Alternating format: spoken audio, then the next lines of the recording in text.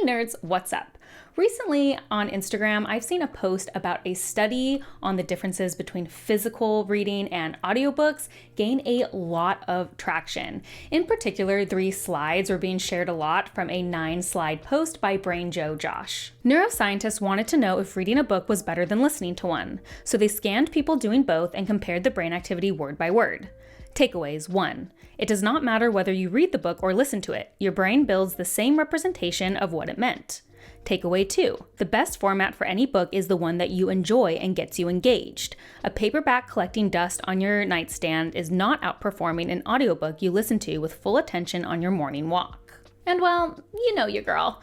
I went and actually tracked down the study and read the entire thing. Published in the Journal of Neuroscience in 2019, the article was entitled "The Representation of Semantic Information Across Human Cerebral Cortex During Listening versus Reading is Invariant to Stimulus Modality." And so today we're going to dive into what the study actually tells us and what it doesn't. See you after the jump. So, on to the study. Did it really find that reading physical books was the exact same as reading audiobooks? Well, sort of. I want to first give credit to Brain Joe Josh, the creator of this post that's getting a lot of traction on Instagram, in that they did actually a pretty good job of describing what the article actually said in the beginning of their slides posts. Like, it's clear they actually read the article. However, because it's Instagram, obviously people are only sharing the information that's like the most clickable, the most interesting. So I think a lot of the details of the study have been getting lost, and we're only really sharing the single takeaway. What the study did is expose participants to the exact same story, both in reading and listening, and performed brain scans while they were doing that to see how the brain reacted to the different stimuli. It was determined that the brain processed the stimuli in the exact same way for both reading the story and listening to the story. And what's more, when they created a model based on the expected brain activity for one method, such as physically reading, it could predict with statistically significant accuracy the other method of consumption.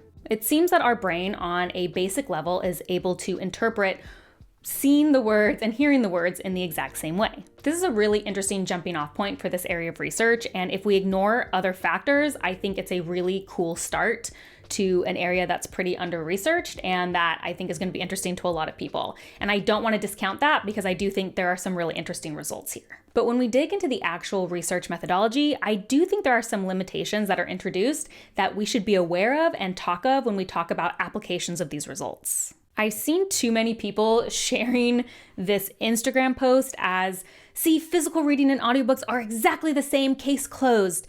And it's just really not that simple. As with any statistical study, they are usually very narrow in scope and really have specific takeaways that we can have. And so I'm going to talk about those things right now. So the first thing I look at when I look at any study is the population, or in other words, who was this done on? In a perfect utopia, every study would be done on thousands of people that were completely randomly selected, and we know everything about them to really control for those unknown and hidden variables. We obviously don't live in a statistical utopia. What a disappointment. But there are things we can do to get as close to this ideal as possible. This study only followed 9 people, which is an extremely small sample size. 6 of the participants were male and 3 were female, with the ages of all 9 participants falling between 24 and 31 years of age. Additionally, nothing was stated on how these participants were selected, other than the fact that 2 of the 9 participants were also writers on this study, which to me, even though we don't know, implies that they probably weren't randomly selected. If anything, I think there is a strong possibility that the other 7 participants were friends or colleagues of the writers of this study. That introduces something else, which means that they were probably all very highly educated. So not only do we have a small sample size, but a highly homogeneous sample size too in terms of ages and education level. And the thing is, that might not matter. These results might hold true across all education levels and all ages. But the important thing to note is that we don't know, and this study can't tell us that. And it's just important to keep that in mind as a limitation in the application of the findings. There was also something in the methodology I found really interesting, which is that participants weren't just given a sheet of paper and reading a transcript of these oral speeches. Instead, they were watching a screen that put a single word on the screen at a time for the same length that it took the original speaker to say the word. They also put words on screen to represent things like applause or laughter to provide a clue about the ambiance of each story. I find this interesting because it just doesn't replicate the natural way people read things, even beyond a book, just an article or anything. Instead, it really seems to be focusing on trying to give the reader the same experience as the oral narrative, because regular books wouldn't have cues about applause or laughter in an oral speech. And in the same way, audiobooks usually don't have those things either. So it's just a little different. Now, this makes total sense for the study, especially one that they're doing brain scans on, because with studies, you generally want to put as much control as you can over factors, right? Over outside factors. And in fact, a huge part of the study that no one's really talking about, I'm not going to go into either, you can read the study, but they also keyed like nouns versus verbs, different types of speech, and saw how the brain reacted to different types of speech. So limiting it in this way and showing one word at a time allowed them to kind of dig deeper into that sort of data. But having oral stories transcribed in a way that replicates more how the oral story was told and shown one word at a time is not the same environment as regular audiobook reading and regular physical book reading. This doesn't negate any of the findings they found. Like, it's still very interesting and a great jump off point, but I do think once again, it slightly limits the application of the findings. Ultimately, I found it very interesting that the study never uses the term book as far as I could see. They use a lot of different terminology to talk about kind of physical stimuli versus audio stimuli, not audiobooks versus physical books.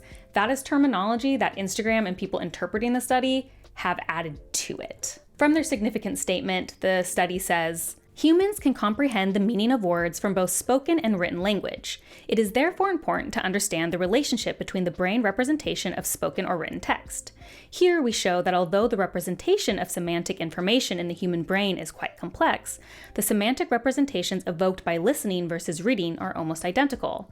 These results suggest that the representation of language semantics is independent of the sensory modality through which the semantic information is received. So at this point, a lot of you are probably very annoyed with me and think that I'm totally trying to invalidate the study and say that audiobook readers aren't as good and physical book reading is still superior.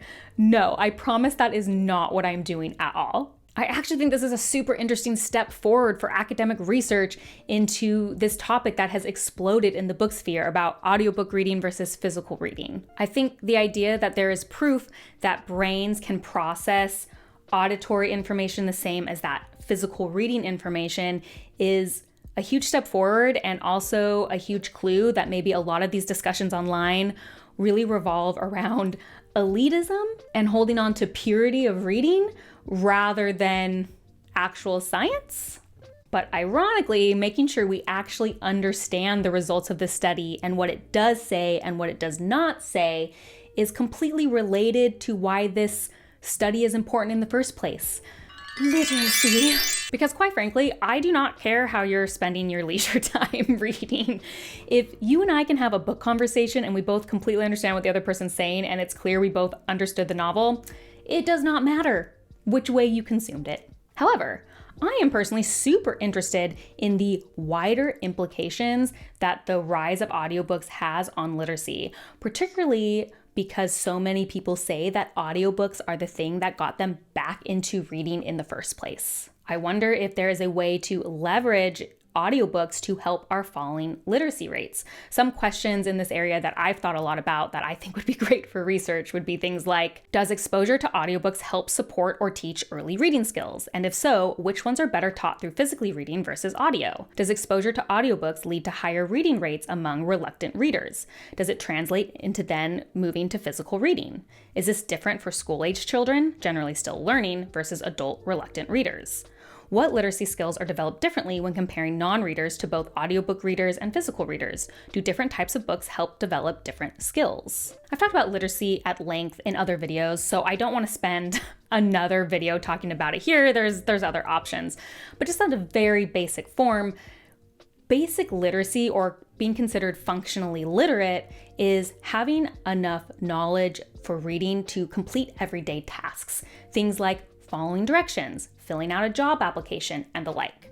Because of that, and because our world isn't fully audio-based yet, but has a lot of physical reading in tasks like that, there is a reason why we would need to know if audiobook skills translate to physical reading skills. Because in our world, we still need those physical reading skills when we talk about literacy. And what's frustrating is I often think that judgments and preconceived notions get in the way of how audiobooks and physical reading could work really well together to improve literacy.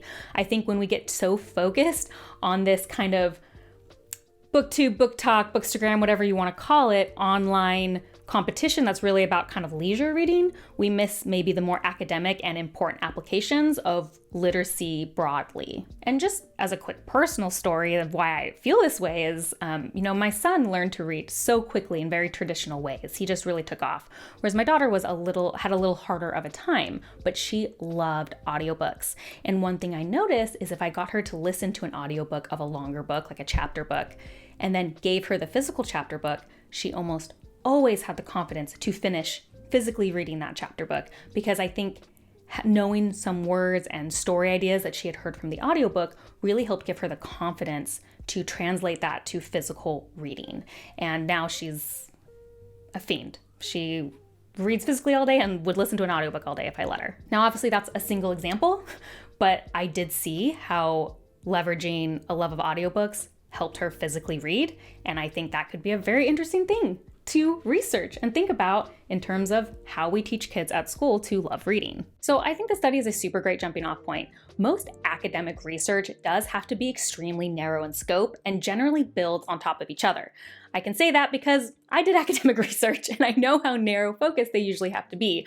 So I think this is a really cool study, but I think there are a lot of avenues we can go to from here to really understand how these two forms of media work together. And I think the most helpful thing is to go into that kind of research with an open mind and not take the judgment to it, and really remember what the goal is, which is to increase literacy and increase critical thinking skills. All that said, I do agree with Brain Joe Josh's final takeaway. Even though I don't necessarily think it was a takeaway from the study itself, I think it's still great. Takeaway 3, where audio falls short is not in comprehension, but in control. You cannot highlight, reread a sentence, or flip back to check a detail as easily. If retention matters, pair listening with a simple habit. Pause to reflect, take a voice note, or revisit key sections. What matters is not whether you read or listen, it is whether you do something with what you took in. It's that last sentence I love so much and that I've said so many times in my other videos. What matters is what you do with what you're reading. And I think that is a great thing to end on. If you like these kind of deep dives, please like and subscribe. That is the best way to support me. I'd love to hear what you think about this study and some of the things I brought up and what I said. I'd love to hear your insight. And as always, if you want to see what I'm currently reading as well as other nerdy rants, you can check me out on Instagram at bookborn.reviews. I'll see you next time. Bye.